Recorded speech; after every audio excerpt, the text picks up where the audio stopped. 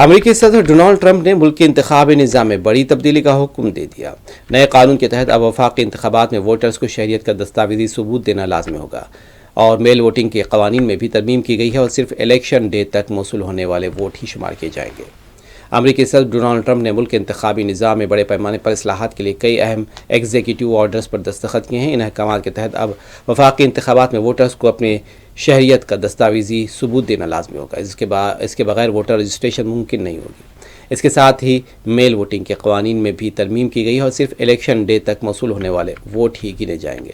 Trump نے اپنے تازہ حکم نامے میں کہا ہے کہ امریکہ اب تک بنیادی اور ضروری انتخابی سیکورٹی نافذ کرنے میں ناکام رہا، جسے اب مضبوط بنایا جائے گا۔ اس کے تحت تمام ریاستوں کو ہدایت دی گئی ہے کہ وہ اپنے ووٹر لسٹ وفاقی ایجنسیوں کے ساتھ شیئر کریں اور انتخابی دھاندلی کے معاملات میں کارروائی میں تعاون کریں۔